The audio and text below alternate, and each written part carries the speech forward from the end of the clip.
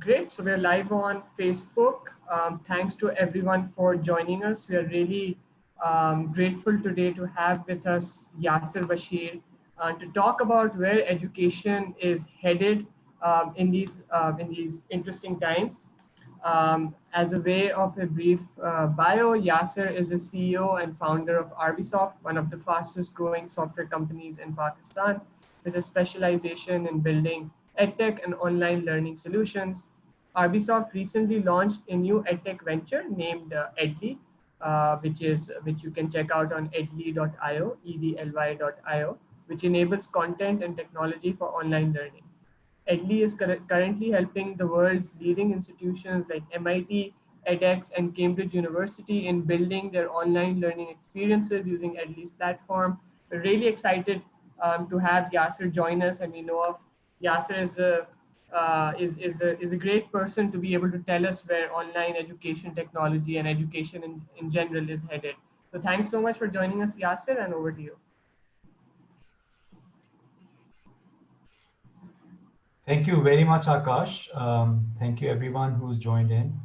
Thanks, Jahan, for the opportunity to speak on this topic.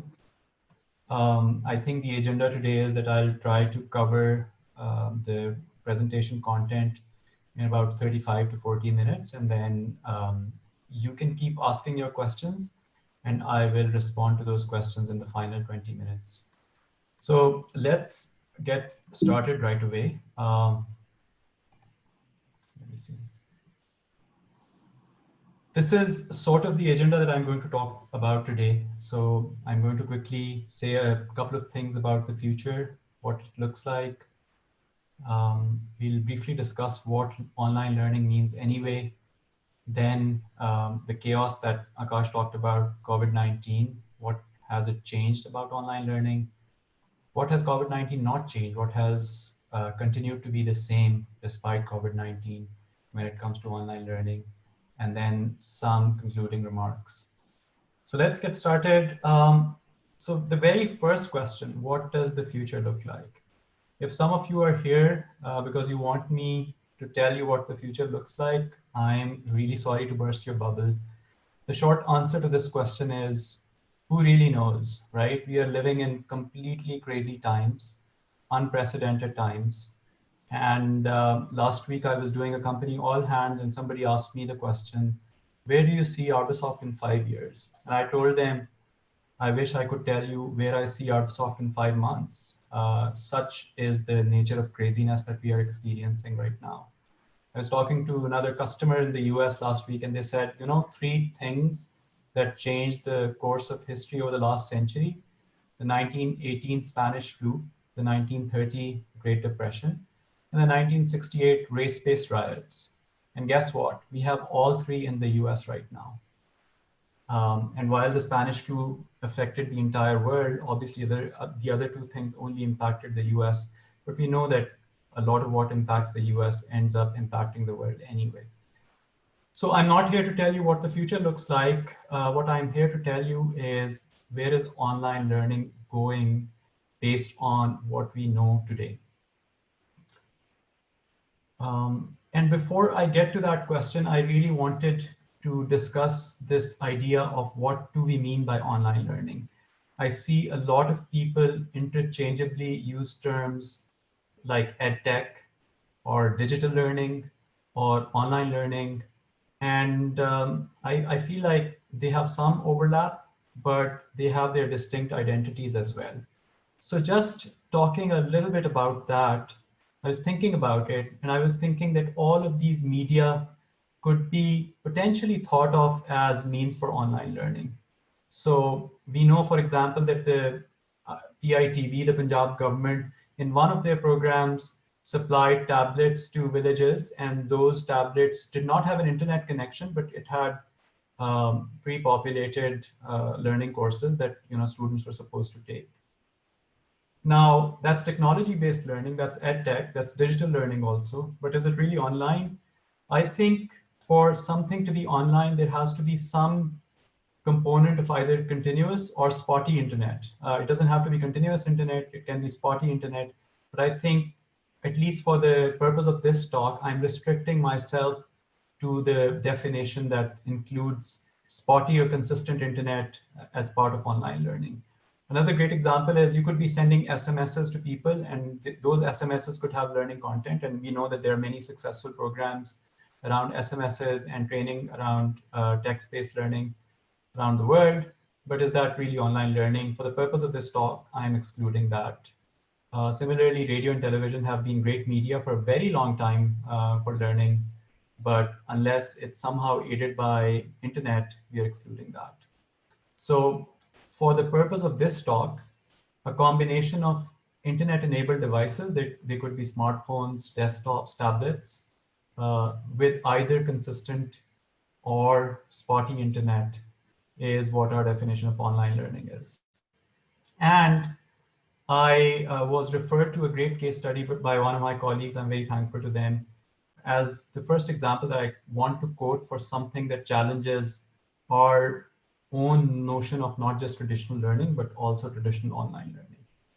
And this was really a heartwarming, fantastic case study. I think most of us know that Teach for Pakistan is a great organization, but specifically, I wanted to share with you one program that they've started since COVID-19. In fact, it was an initiative of these three girls, Rabia Chaudhary, Fajarna, and Sania. Apparently, they were teaching at a school in Bari Imam, teaching young girls who came from underprivileged backgrounds, parents were from low socioeconomic backgrounds. And post-COVID, they were really struggling to figure out how to still convey learning to these kids. And they came up with the idea of what they're calling the WhatsApp school. And it's a really fantastic story. You can search it on YouTube. There is a video about it, which is very inspiring. You can go watch it, but I'll quickly summarize what they do.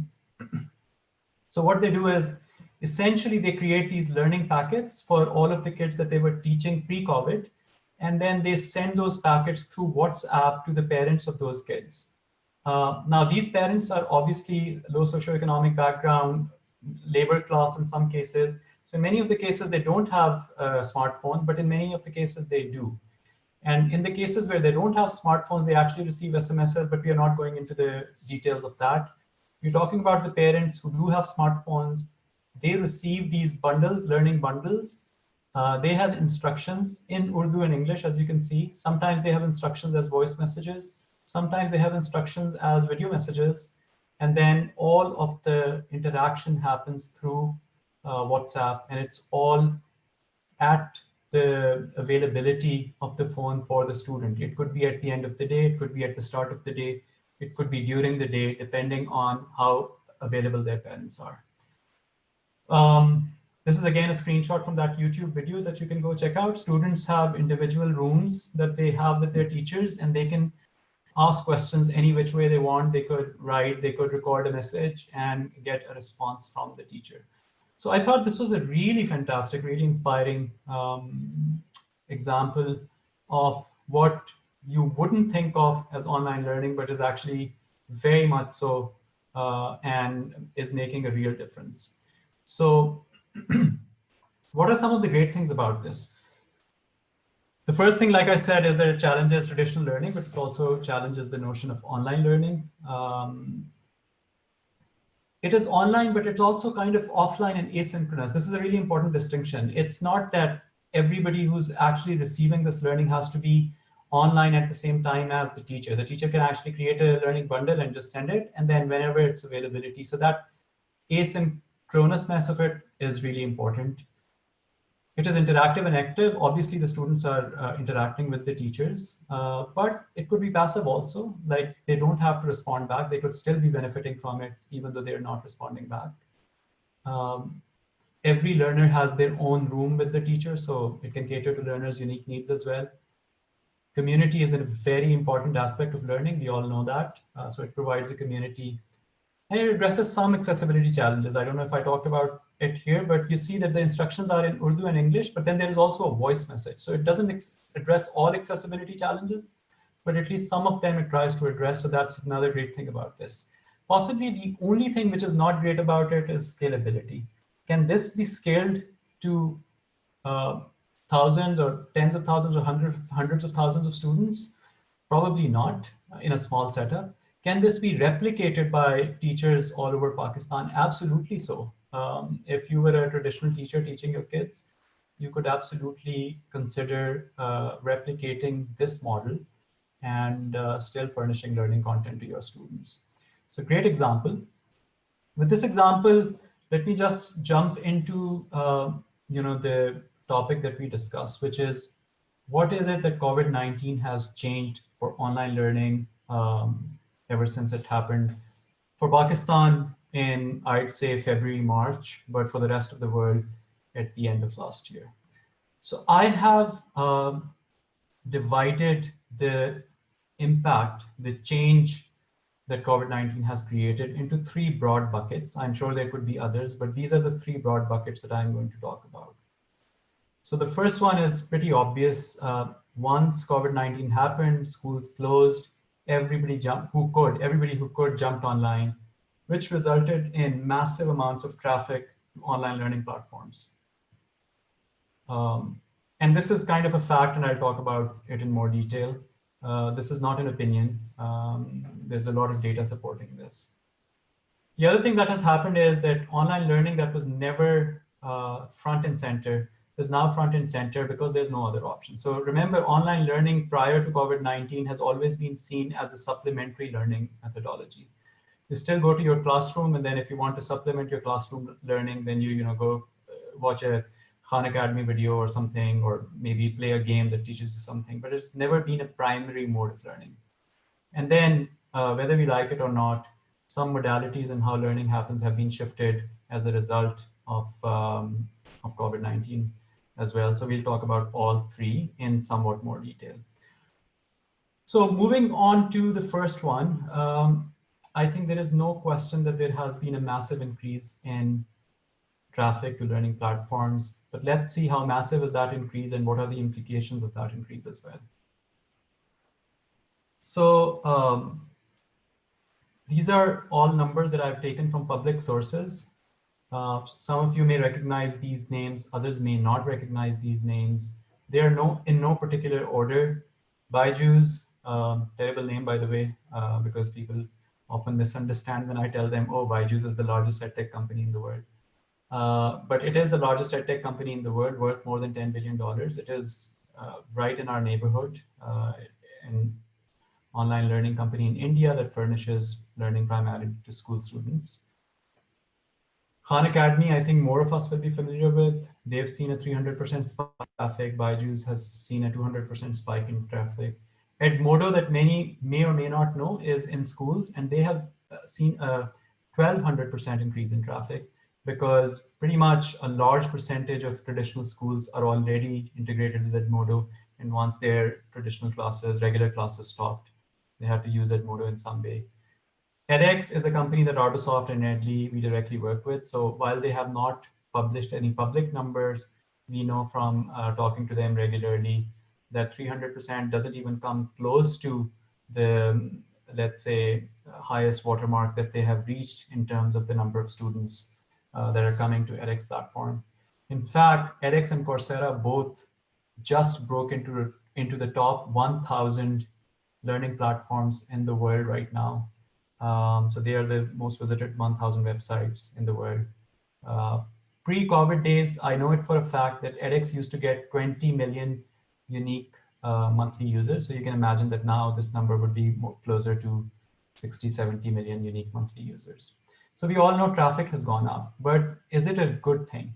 And I feel like there are multiple implications of traffic actually increasing to online learning platforms. So there are good implications. One good implication that I'm talking about here, and now we are kind of treading into territory which is more of my opinion than data, but I think it's a well-educated opinion.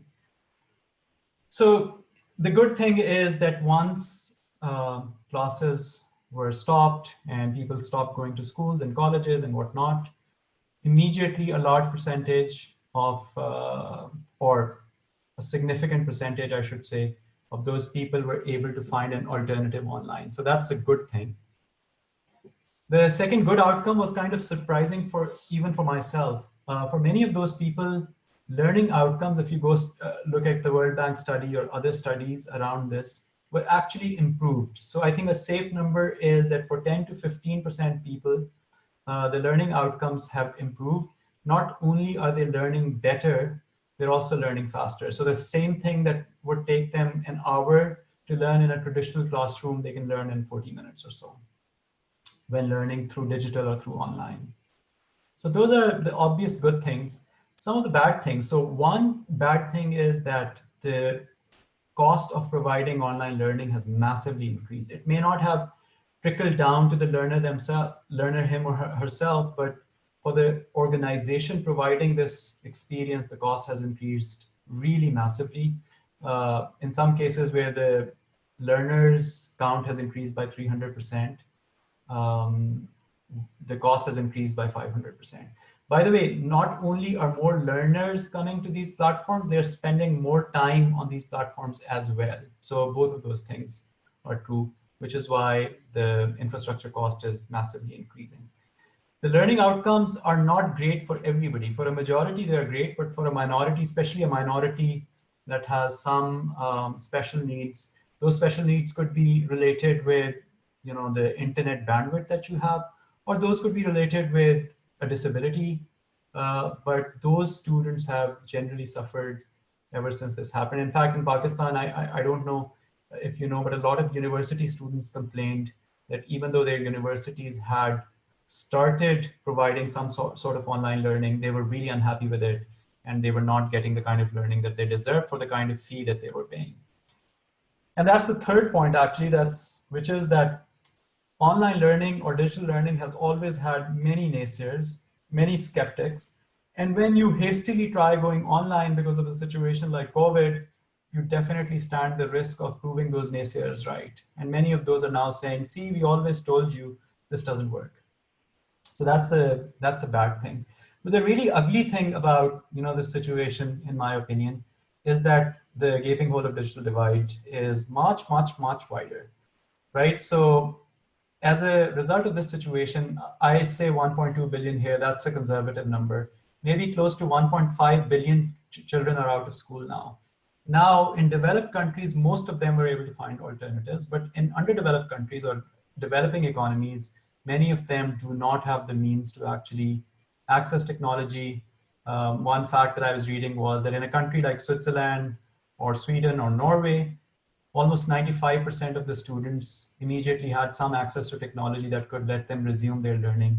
In a country like Indonesia or Pakistan or India, that number is much, much lower. So less than 30% people, I would say, have access to technology that would allow them to focus on learning. So those are some of the things that have definitely changed. And the second one in that list is now online learning has taken center stage. And I kind of made this point earlier as well, that online learning or digital learning was never the primary method, and it never received like the real, let's say, VC attention that would pour in the money into online platforms. I mean, usually a technology company leading the world does not come out of India, but the fact that Byju's is the leading edtech company in the world speaks to this fact that not serious VC money in the West has gone into great online companies. But now we can always expect that will change, so that's a good thing. The bad thing again is that if online learning becomes the primary mode, then there are some advantages of offline learning, like community and social learning, like learning for young kids under the age of, let's say, 10. I don't think it's very conducive for them to learn online. I think they need more than anybody else, community aspect of it and the coaching aspect of it. Those will be definitely compromised if online learning becomes the primary mode. The other bad thing is that we don't know what the long-term effects of online are going to be. There's not enough research around it. Obviously, we've never been in this situation, but they could be positive or negative. We just don't know. The third thing is Generation Z, younger people, already grew up in a world where there was a lot of technology. So their readiness for technology-based, digital-based learning is much, much better than a lot of the teachers. So in fact, I feel like, and this is from my personal experience as well, a lot of students are ready and they find the transition to be much smoother than a lot of teachers who haven't figured out what they're going to do in this new situation. And the ugly aspect of this is that for many brick and mortar institutions, the slow death that they were going to experience anyway once EdTech really picked up is now going to be fast tracked. It's now going to be accelerated. The inequity challenges are also going to be wider. Not everybody is going to have access to technology or hardware that allows them to be competitive. You could be someone with the best facilities in the world, great laptop, Zoom connection, Google Classroom accessibility, or you could be someone who's learning through the WhatsApp school, severely limited by the technology available to you. And I feel like that inequity challenge is going to present itself um, in an even worse way than it was there. That divide was there the pre-COVID days. And lastly, the fact is that there are some things, for example, I can't for the life of me imagine how somebody can really experiment, really know how to do a physics experiment or a chemistry experiment in an online setting. Yes, you can give them a virtual experience, but there's no way that can be a replica or a replacement for doing many of those things that require actual physical interactions. So how is the online learning world post-COVID going to deal with that still remains to be seen. And the third thing that has definitely changed which has been changed by COVID-19 is the shift in learning modalities. Again, shout out to colleagues that pointed these out to me. Learning is going to move from the public space to the personal space, which essentially means that you were in a classroom before. And now, if you're in a classroom, it's probably going on Zoom, or you're learning at your own pace.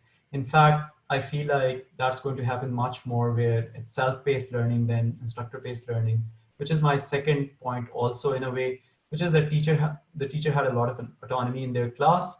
If not everybody understood and the teacher wanted to move to the next topic, they could do that before. It's going to be harder and harder because learning will be asynchronous. Students will have access to make sure that they don't move on to the next topic before they understand the first topic fully.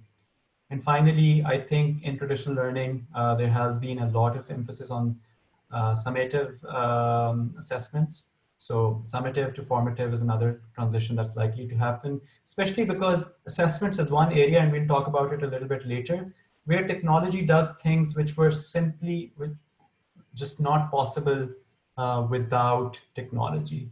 And I think formative assessments, which happen along the way for people who don't know and whose purpose is not to evaluate the student, but more to make sure that they're on the right path, are going to be much, much more important. So I think I have 10 minutes. I'll try to, and still a bunch of content to cover, so I'll try to speed up just a little bit. But I don't see a lot of questions either. So I think maybe I can take my time. Feel free to ask questions if you have questions along the way. And then I'll make sure that I try to respond to those questions to the best of my ability towards the end of this. So what has COVID-19 not changed? There's a number of things, again, that COVID-19 has not changed. And there could be other buckets that I'm not going to talk about today. But these are the three large buckets of things that COVID-19 will not change when it comes to digital or online learning.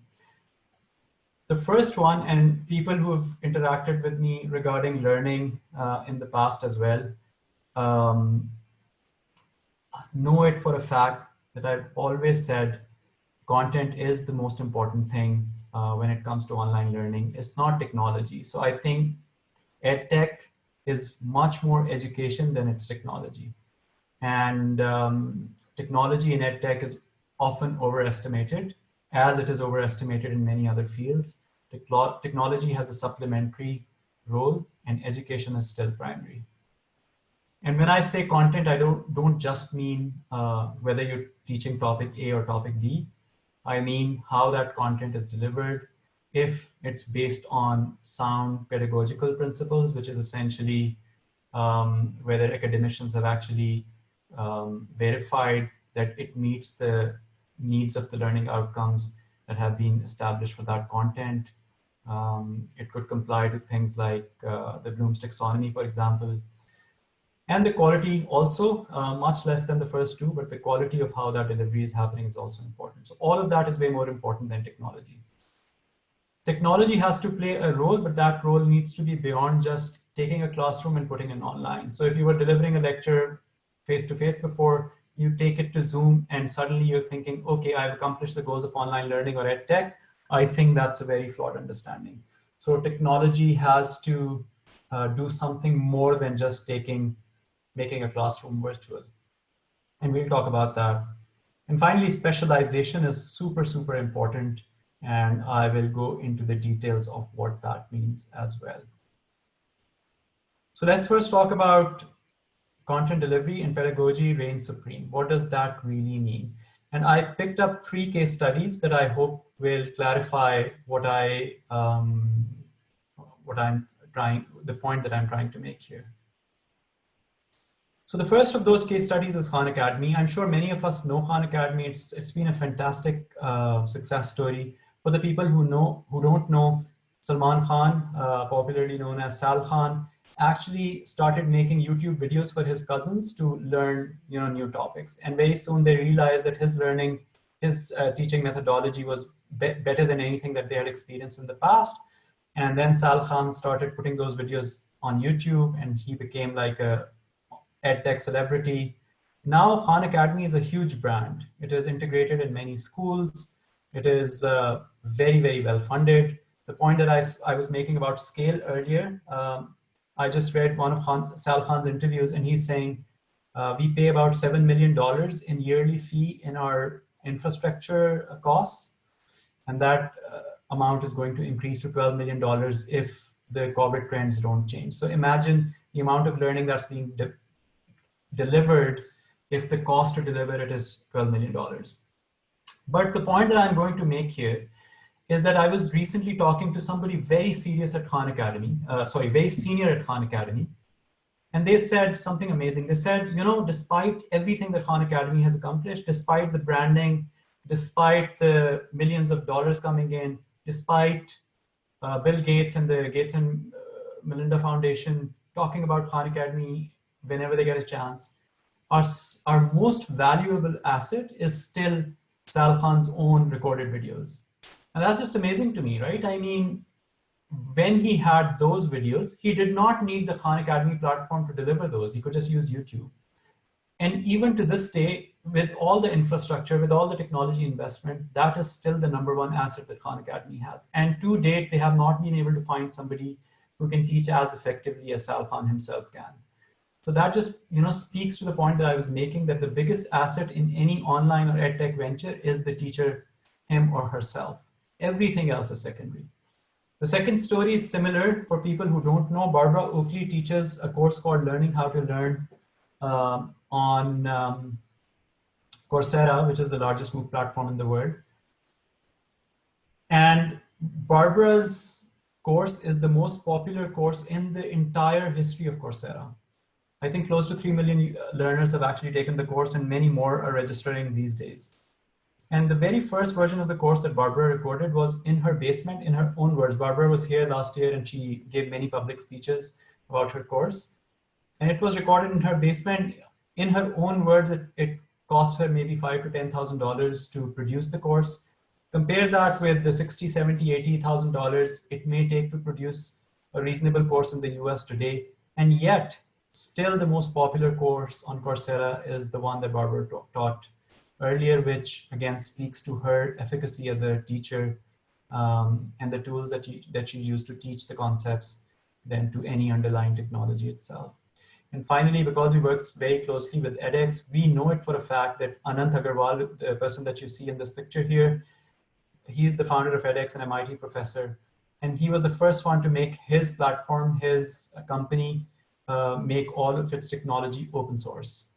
So I think the idea was to let the world use this technology. That was definitely the idea, but also to maybe open up another revenue stream by selling not just content but technology. But we know it because of our association with edX, and I think it's kind of public information as well, that edX makes a lot more money from the courses that actually people put on the edX platform than from the technology itself. The technology itself in isolation is not very useful. So these were my 3 case studies to emphasize the first point about what COVID-19 has not changed, which is the strength or the importance of the content itself, its delivery, its pedagogy, its topics. All of those are really important. The second point is that technology has to play a role beyond the virtual classroom, i.e. It's not just Zoom or Google Classroom. What can technology bring to the table is going to be important, and that will remain important whether there's COVID or no COVID. So I've again chosen 3 examples. There could be many, many more examples of this. The first one is that, how things that augmented or virtual reality can do when you're learning something new is just something that was not possible without the use of technology. So imagine you're a medical student and you're studying human anatomy, and you have the Gray's Anatomy, the book that everybody reads in Pakistan, or you have either a VR or AR solution that allows you to see things in 3D or interact with them, or use your hand gestures to actually, let's say, uncover different parts of the anatomy. That's just something that was not possible before technology's advent. So that's one example of where technology has to fundamentally change how we learn. The other great example that I love, which has actually been around for the longest time, is assessments. And I feel like there's no way we can do assessments without technology that we can do with technology. And I think one example that even I know, even somebody old like myself knows, which is that I took the paper-based GRE 20 years ago, and then I took the computer-based GRE test. And it was a world of difference. The computer-based GRE test is constantly adapting itself to whether the person answering the questions is making mistakes or are they successful in answering those questions. And that customized experience is just so much more fantastic, just impossible to replicate without technology. Similarly, we annually conduct a test at Arbisoft to get fresh graduates. It has 30 questions, which are GRE style questions. Every single person who takes those tests gets a different variation of all of those 30 questions. So no 2 exams are alike for any of those people. And that's something, these are 3,000 to 4,000 people that simultaneously take this exam. That's something that could not have been possible without the use of technology. And then we talked a little bit about formative assessment, but in the spirit of, just making this a little quick, let me just skip that. Finally, technology can hugely increase credibility and fairness as well. One really interesting example that I've been coming across is this idea of typing biometrics. So the idea is that every person types in a very unique way, in such a unique way that with more than 90% accuracy, if you typed a long form answer to a question online, there is technology that can tell whether the answer was copy pasted, whether somebody else typed it for you. So those kinds of innovations are just really amazing and will increase credibility a whole lot, which is very different from if you did your homework at home and the teacher trying to figure out whether you did it yourself or not. Similarly, proctoring is something amazing. Now there's technology where if 100,000 people are taking an exam, then all of them could be watched with a camera. And then there's a lot of AI that's already available which could easily determine whether some basic level of wrongdoing happened during the exam where you used an aid that you weren't supposed to use or something, which would again be impossible if humans were proctoring such a large number of people at any given time. So those are some examples of how technology should fundamentally change learning. And finally, this idea that specialization is indispensable is also really, really important. And what I mean here is that this is an example this is a topic for a lot of the edtech companies in Pakistan that actually reach out to me often as well. And one of the fundamental mistakes that I see them making all the time is that they're trying to do too many things. And there are just too many dimensions. I've just listed 3 here, but there are many others that I could point out. But for the sake of simplicity, I've listed 3 dimensions of, how many permutations and combinations of digital learning can there be. So first of all, your target audience could be primary school kids or secondary or college or professional or lifelong. What you're delivering could be synchronous, which essentially means that it's a live lecture and people are interacting with you live. Or it could be asynchronous, which means that you're recording it and then somebody is watching it later. And the modalities could be all different. Your course could have just reading material and audio listening material. It could have videos. It could have interactive material, which is essentially somebody interacting with an animation or with an assessment. So very carefully choose, if you're an edtech company, which combination of these are you going to specialize in? Because if you're going to try and do everything, most likely you will fail. In fact, even if you chose one combination from this, you will still need a lot of really smart academicians to help you out. But even on a technology front, just be very selective. I mean, people come to me and they say, oh, we are doing this edtech platform and we are creating physics and chemistry courses for class 7, 8, 9, and 10. And we're also doing something for professional education. And I was like, just stop there. If you're doing content for 6, 7, 8, and 9, and 10, I hope you have different content teams for each of those. Because if you're asking one content team to do like 5 streams of content, you have a problem right there and then. And if you don't have 5 teams, the thing you should be doing is finding out where you have the maximum impact and doing that first only, and then leave everything else aside before you make that successful. And once again, the WhatsApp school that we talked about earlier is a great example. It's not trying to do too many things. It's trying to do one thing and doing that thing really, really well. So I think we are doing well on time, and I'll just try to wrap up here. These are my 3 big final takeaways. The first one is COVID-19 has obviously fast-tracked opportunities, but it has also fast-tracked challenges. It has also fast-tracked the potential for failure.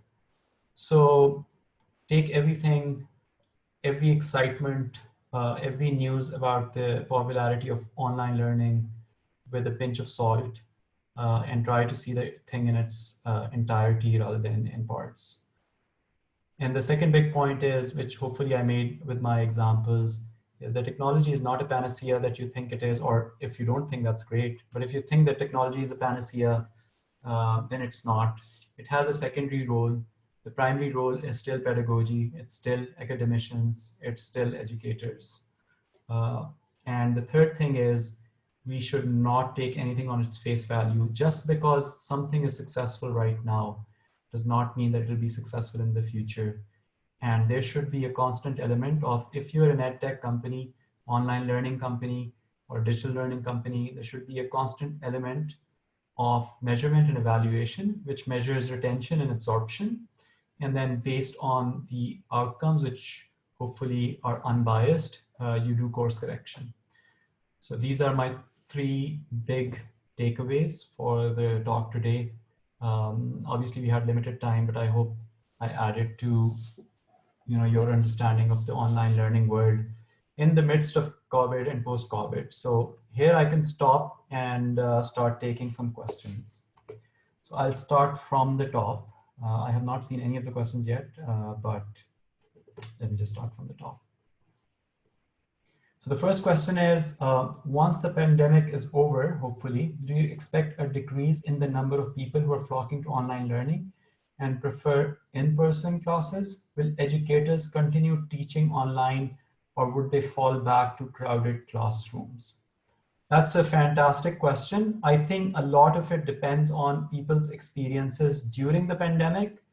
I am very optimistic. I'm somebody who has believed always, obviously, that's part of the reason why at Arbisoft and eDLE we are doing education, that there's immense underutilized, underrealized potential in online learning.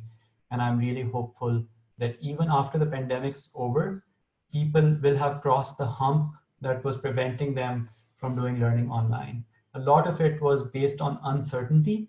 And now the entire world has been put in a situation where they have been left with no option but to face that uncertainty and hopefully come out with the conclusion that this can actually work.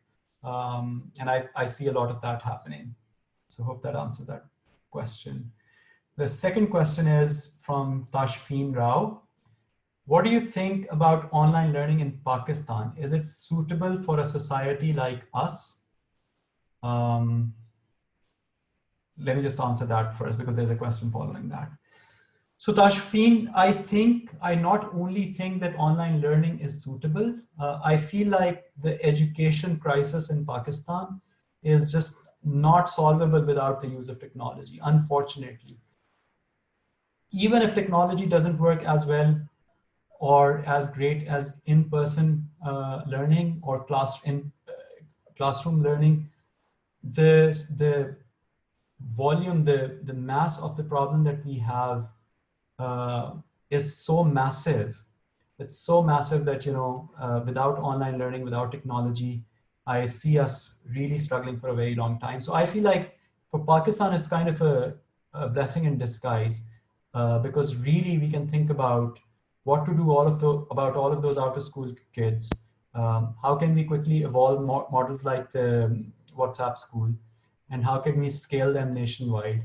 And that's really literally our best bet. So I hope that answers your question. Is it suitable for a society like us? To be very, very specific, I don't even care whether it's suitable or not. It's our only option. There's no other option. COVID or no COVID, the education crisis in Pakistan cannot be solved without the use of technology. The next question is from Aisha Nasrullah Siddiqui. How to handle the negativity that is currently being associated to online learning? I think that again is a fantastic, great question. I feel like the negativity is in effect really good feedback. So whenever somebody expresses the negativity, try to rise beyond what they're saying and just really trying to understand what the problem is that they're facing. The negativity that came out of university students was that, we don't have good internet. So this is not going to work. So rather than stopping online learning, you need to give them good internet. The university needs to think about how can it collaborate with the government, with maybe the private enterprise. I mean, in this example, how can Punjab University work with Zong or Telenor and create an internet facility that actually addresses that concern? So I think the negativity is all rooted in very real reasons, and we should move above and beyond the negative element and look into what is the fundamental problem that people are complaining about, and then try to address that problem. Sayyid Fawad Ashraf's question is, competency-based training also not changed by COVID-19? I think skill-based training is also changing a lot. I mean, not as much as, let's say, traditional school learning or classroom learning, because a lot of skill-based training was already happening online, in my opinion. But I think it is changing in some ways. One example that I used in my Pasha panel recently was an example of something that I'm actually very, very excited about, is that a lot of very high-end, very expensive skill-based trainings around the world that required you to buy tickets worth thousands of dollars, get on a plane and travel to Silicon Valley to attend the digital product workshop for 3 days, is now free and online. And in fact, at Arbisoft, we are now developing a portal which we will open to the public so that everybody can benefit from it, where we'll keep on listing every training which was previously paid, and it is now going to be available for free, and a lot of people can benefit. So I feel like in that sense, it's going to be pretty dramatic, the effect that it will have. A lot of other skills-based platforms like Udacity, I've always been a big fan of, and I think they have seen the same kind of traffic spikes that we talked about earlier. The next question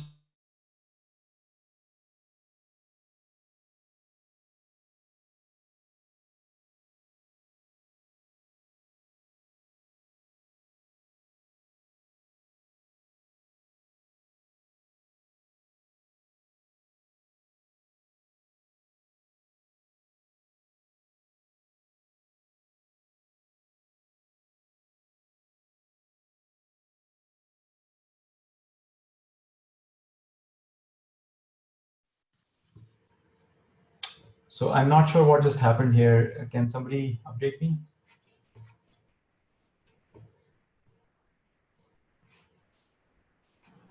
Hello?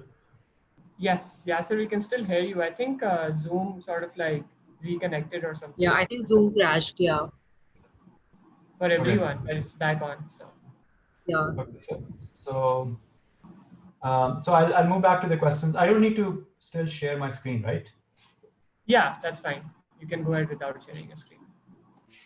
All right. So I'll move back to the questions here. Ahmed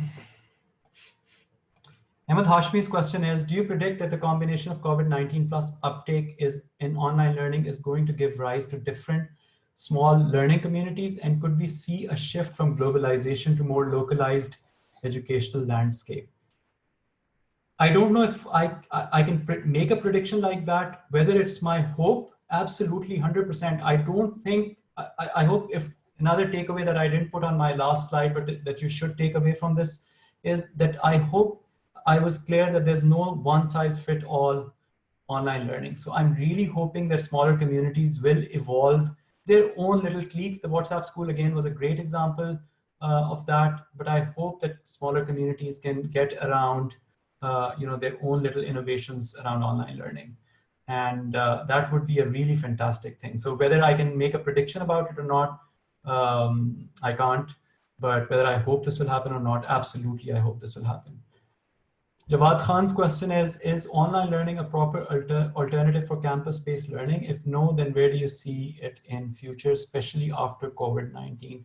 I feel like this question is a little kind of redundant because I extensively covered it in some of my slides previously. I think in some cases it's better than campus learning.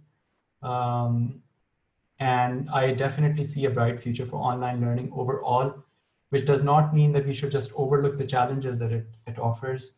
I feel like online learning should have a bright future, and for many types of learning, it's a better alternative.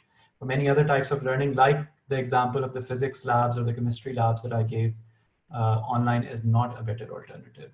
But for many of the other things, for example, I think the flipped classroom model is now going to be much more acceptable, which is the idea that you don't go to a school or a campus to take your lecture. You always watch the lecture at home, and then you go to the class only so you could socially interact with others and you could collectively, collaboratively solve problems, and the instructor is there so that they can guide you. So I think that idea, I hope, will be much more popular post-COVID as well. And the flipped classroom model just sounds amazing in general to anyone who's involved with EdTech. Osama's question is, how is computer delivered GRE test work and what is the magnitude of difficulty for bachelor's student? What would you say are difficult algorithms designed for GRE? I'm not entirely sure if I get that question. The CBT, the computer-based GRE test, is adaptive. So what happens is if you start answering a lot of wrong questions, it keeps asking you easier and easier questions. And if you start answering a lot of questions correctly, it keeps asking you harder and harder questions. And I think it keeps moving between those two extremes over time. And it's a much, much better way of testing somebody than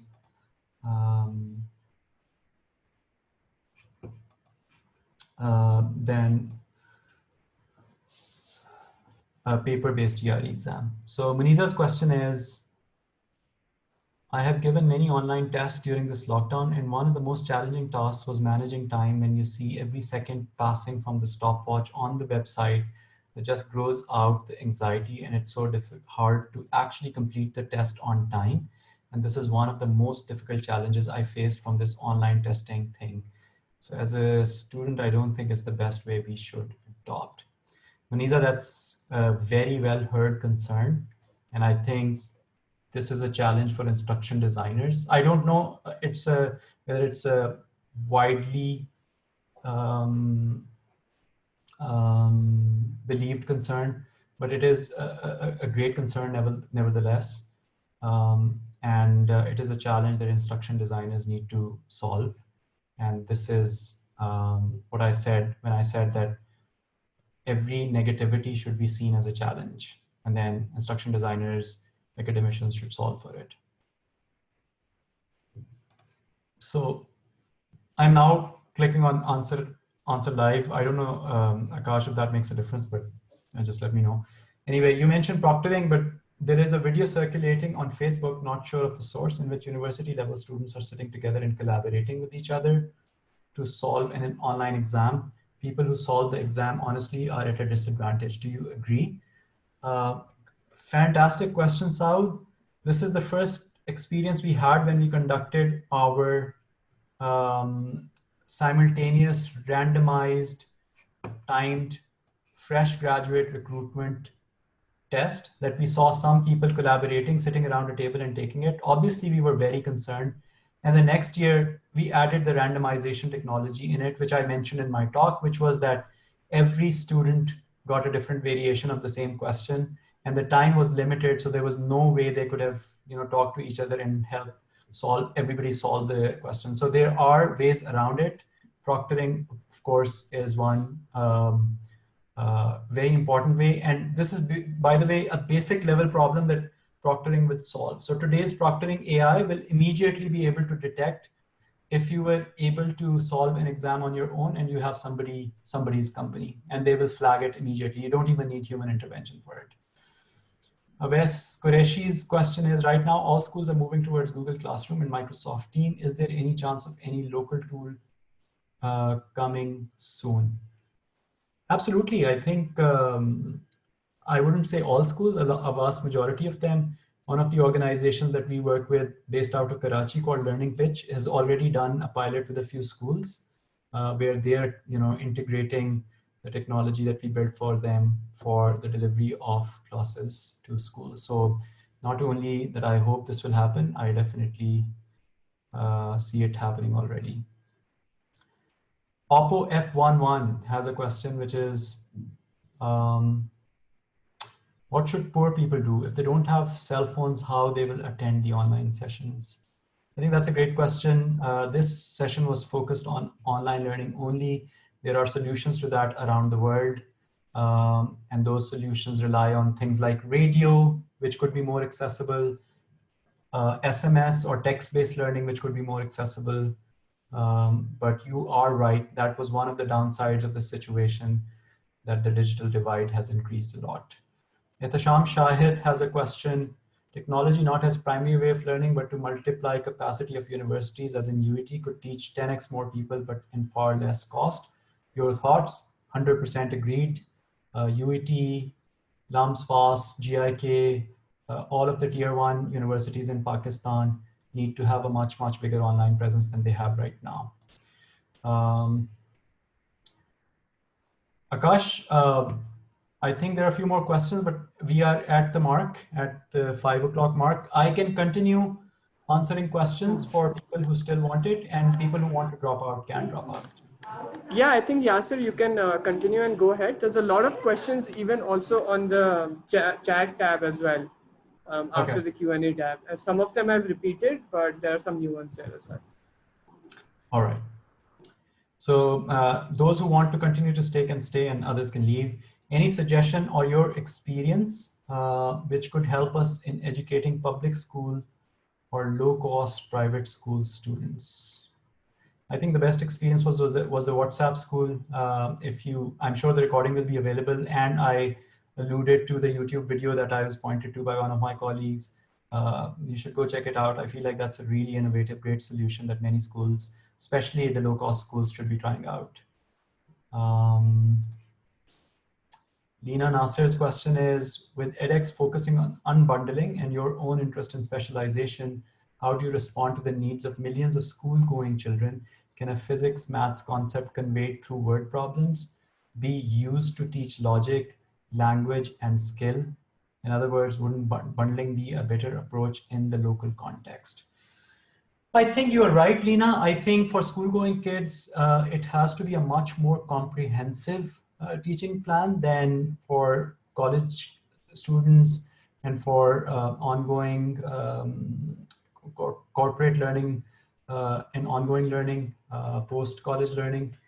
I think for schools, um, we'll have to improvise a lot more.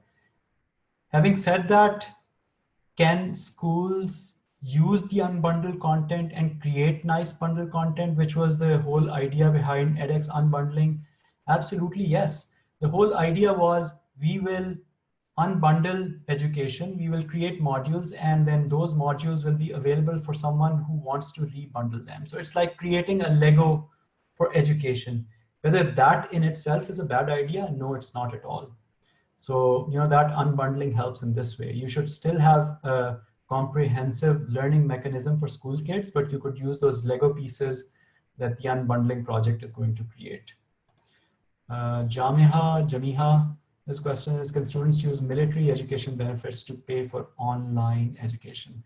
I think this is beyond the purview of this talk.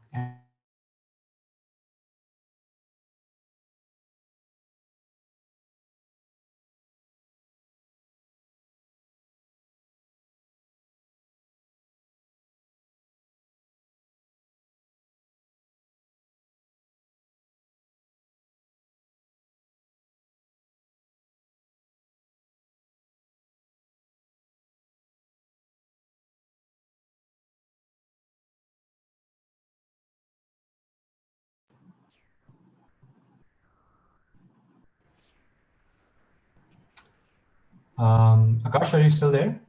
Yeah, we are. I think you dropped off for a bit. I don't know why Zoom seems to be having issues today, which is quite, Yeah. it doesn't usually happen. But yeah, you're there.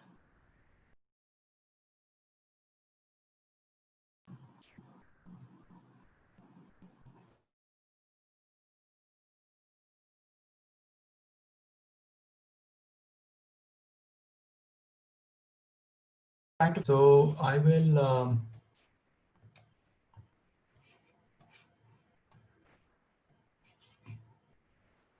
Yes, you're back again. So Akash, I was asking, have you guys been hearing me okay, or have I been breaking up in between? It's been okay. Mostly just the last 1 minute has been a bit iffy, but otherwise it's been totally perfect.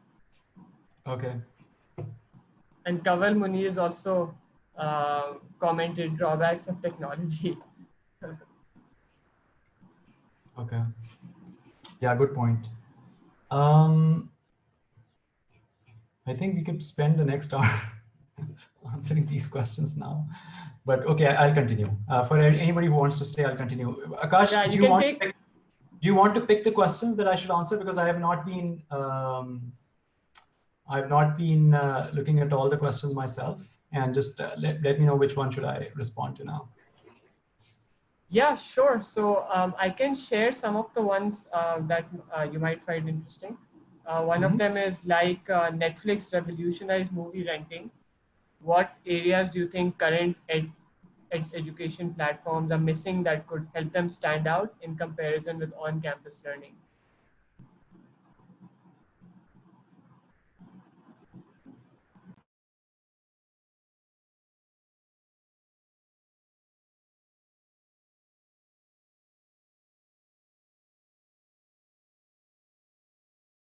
And another area that I think is hugely important is all of the mechanisms that you can put in place to create fairness in testing people. So those were the two areas that I mentioned.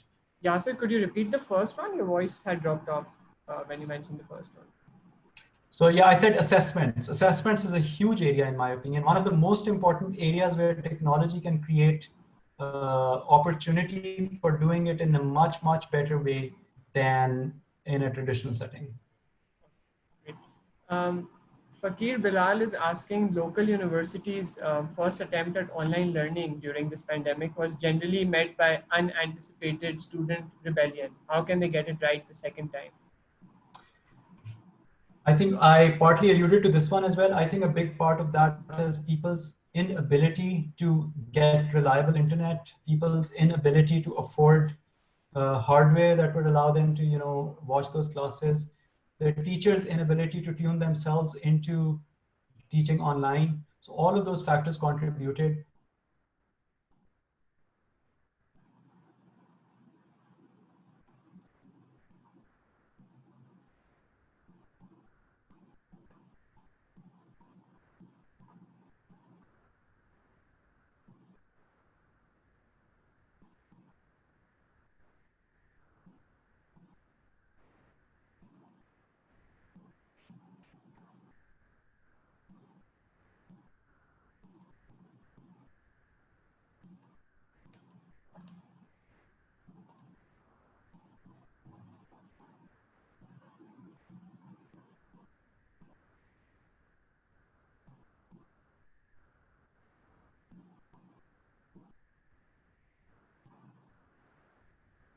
Okay, so I think Yasser's audio has dropped off again.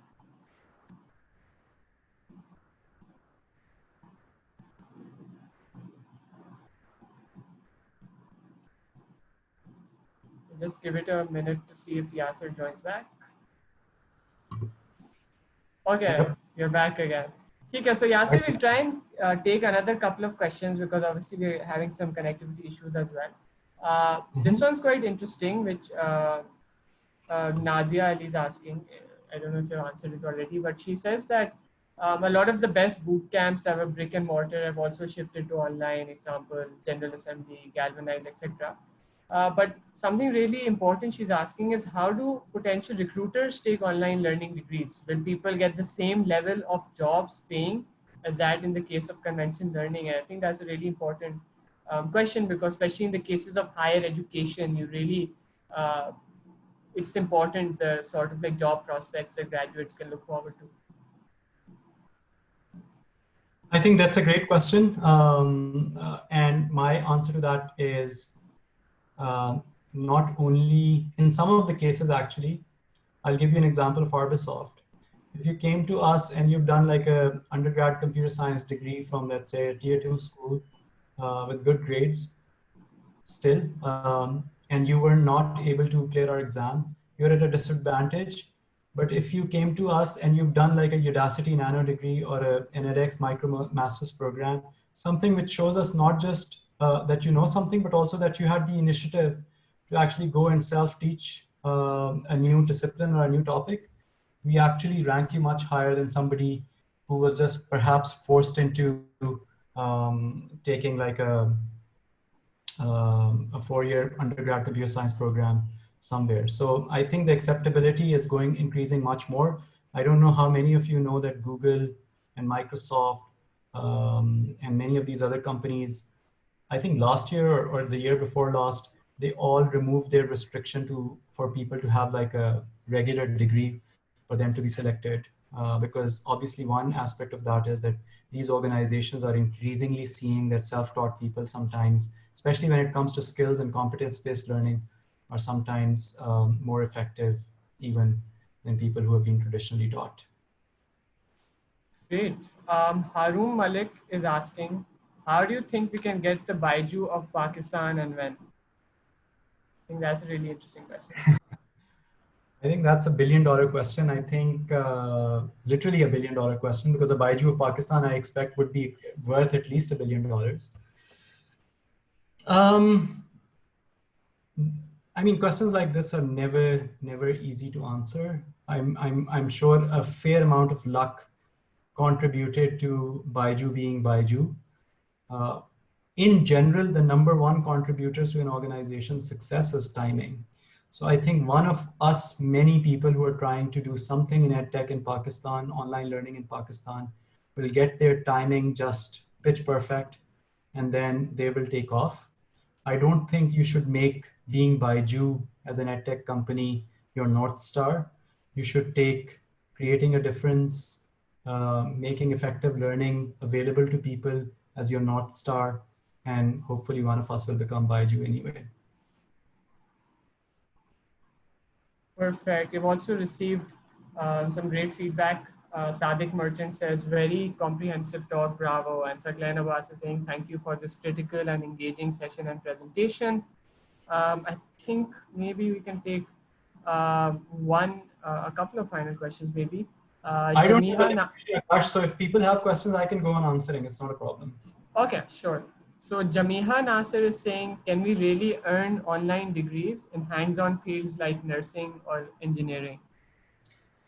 Jamiha, that's a fantastic question. Not the entire degrees, but I feel like the hybrid model, the flipped model that I talked about is absolutely the answer here. So you could take most of your tutoring and lecturing online, and then for the experiment and hands-on work or practical work, you should go to the institution. So I don't want to imagine a world where online is the only way and there's no other way. I want to imagine a world where there's a hybrid, and much of it is online, but some of it is still real humans doing real things together and real physical interactions. Okay. Mohammed Hasib is asking, any plans to make MOOCs in the Urdu language? Because traditional classes are still using Urdu to teach students. and there's no point of content if you can't understand it. I feel like everyone who's thinking of creating content online in Pakistan should be thinking Urdu first. Some of the content that we are working on will be Urdu first. During the COVID situation, we launched a COVID educational video, and we created the Urdu version first. I think everybody should be thinking about it. Ali Ashraf Karimi is asking, with a lot of platforms coming up in online education now, do you think there should be a process to preserve the quality and that the content should be properly scrutinized? I think that's a really, really brilliant question. If you mean that there should be regulatory bodies that are actually assigning certifications to this, I think that partly defeats the purpose of online learning. I think organizations should be kind of have a self-correcting mechanism. So the thing that I talked about on my last slide, which is that if organizations started measuring and evaluating the efficacy of their own programs, and there was some degree of transparency in sharing that with their learners, then I think it'll be a self-correcting mechanism. So I feel like that is the real solution rather than a regulatory body essentially putting on regulations on every learning content. The other good thing is that most of online learning is social. So a lot of people can vote on learning content that they found useful, and then good content will automatically bubble to the top, as is the case these days. So I don't think a lot of regulation is required because online learners can regulate themselves. Okay, so Qasim Saeed is asking, how do you propose we take edtech technology to madrasas in Pakistan? This one, Akash, I answered. I think madrasas need to be, they need to be equipped. And some of the things like the WhatsApp school, I think there needs to be, those initiatives need to start there as well because they're very low cost and can start very, very cheaply, inexpensively. Okay, perfect. And you may have taken this one as well already, but training efforts required for faculty and students to facilitate changes in mindset and behaviors to make the full use of online learning in Pakistan. Yeah, I think it's a very tricky one. I think whoever can do something in their capacity to make it easier for teachers to teach online, for students to learn online, should do that. There should be a systematic way to do it. Not sure if that systematic way has already been engaged or not. Zishan Chaudhary is asking what advice you would give to parents of the kids that are less than 10 years in this out of school situation. I am actually one of those parents. I feel like parents right now have real opportunity to engage with their kids themselves and not just act as their parents, but also act as their teachers. My personal example is that both of my children, one is 15 years old and one is 7.5 years old. I do try to engage with them now that I have all this time at home to engage with them more when they're learning online, but also in trying to teach them things that I know. I think that's the least that parents can do right now is to be personally more engaged with all of their children. Perfect. And Zia Imran is asking that how do you ensure that students or yourself, if you're the teacher or student, are kept motivated and disciplined to consume this digital content on a regular basis, doing the exercises, tests, etc. Because physical schools impose a discipline on you, you have to show up on a particular time. So how do you recreate that experience and what are the best practices? I think that's again a fantastic question, and obviously it's Zia Imran, so you don't expect less than a fantastic question from him. I wish I had an easy answer. I've been toying with things myself. For my 7.5 years old, I got him pretty excited about using Scratch. So you have to find things in addition to what they're being taught online. Another great that I sometimes use is something called Code Spark, which is essentially like a game that teaches you programming.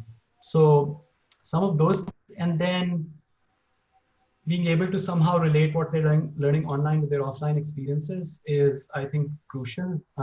There is no easy answer to this. This is a problem that the entire edtech world is trying to solve. And the long-term harmful effects of getting all your learning online may actually be way worse than we know. So a lot remains to be. Okay. Harun Malik's asking, what are the top 3 technologies in the world to build an online training platform? Top 3 technologies or top 3 platforms? So, I mean, he said technologies, but he might mean platforms, I suppose. No, he says top 3 technologies to build an online training platform. I mean, I would just, I'm extremely biased. I would say edX is the top 1, top 2, and top 3 technology because we have so much capability in Open edX. There's not a lot of open source solutions, but Moodle is right up there. So Moodle is used by a lot of schools. Open edX is used by a lot of schools, and there are some other open source solutions that you can look up. Great. I think that covers most of the questions. A lot of the other ones are very similar to what you have already answered, different permutations of it. But I think that's been really useful. And the session is going to be available on Facebook and YouTube as well later on. So I think people will continue to benefit from it. Thanks so much, Yasser, for joining us. Thank you for inviting me. I hope people benefit. Yeah, Yasser, I just wanted to share, really, it was a great session. I wanted to share that my housekeeper's children go to a neighborhood school, and during the closure, that school has connected with them on WhatsApp and continued to send assignments, teach, and all that. And I've been surprised at how effective that has been, even though they miss the social aspect, they miss their friends and all of that. But they're little kids and they are using WhatsApp and really communicating with the school, which is, just 3 months ago, we wouldn't have thought that it would happen. And yet it's happening and it's effective. Of course, it doesn't make up for the school element, but, and also of course, for the fact that they don't have internet and all of that. Although to use WhatsApp, they're accessing my internet connections. So I guess that helps. Absolutely, Jahan. As I was saying, while I was researching for this talk as well, the thing that I was most pleasantly surprised by was that how learning outcomes have actually improved ever since many of the people who were learning offline have moved online. So that was really pleasantly surprising for me. Yeah, but I think some of the universities are not really doing it very effectively. As you said, I think the teachers are not used to it as well, and they're teaching like they would in a classroom setting. And I can see a number of university students whom I hang out with just not being interested. They just turn off the speaker and say, how long can we learn this way? So I think they will have to reinvent themselves as well. It's not just small kids. Yeah, absolutely. Or they stand the risk of being filtered out very quickly. Because the thing about online learning is that if it's effective and it's working, in most cases, it's very easy to scale. So if you had a really great school where it was offline, you wouldn't be able to increase its reach to all of Pakistan. But if your online school is working great, you can very quickly filter out anyone else who's not putting in the effort. Absolutely. Anyway, thanks a lot, Yasser. This was really great. And we're going to share this on all our platforms so that a lot more people can benefit. You had great attendance throughout, both on Facebook and engagement. And so many questions. As a barrage, it was difficult to keep up. The engagement was wonderful. Yeah, absolutely, Akash. The engagement was really great as well. Thank you so much, Yasser. I know it takes time to prepare and then sort of present. So thanks a lot for taking the time. I think a lot of the engagement was from Arbisoft people who were who probably thought that this would lead to a better bonus or something. So I just want to clarify to them that this has no implications. No, there were some who were not from Arbisoft, so it's okay.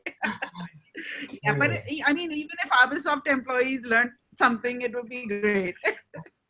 And because of the good questions, other people also benefited. So that's fine. No, thank you very much for inviting me. Thanks a lot, Yasser. Thank you. Stay safe. Yeah, stay safe. Thanks. Bye-bye. Bye-bye, everyone. Thanks for joining us.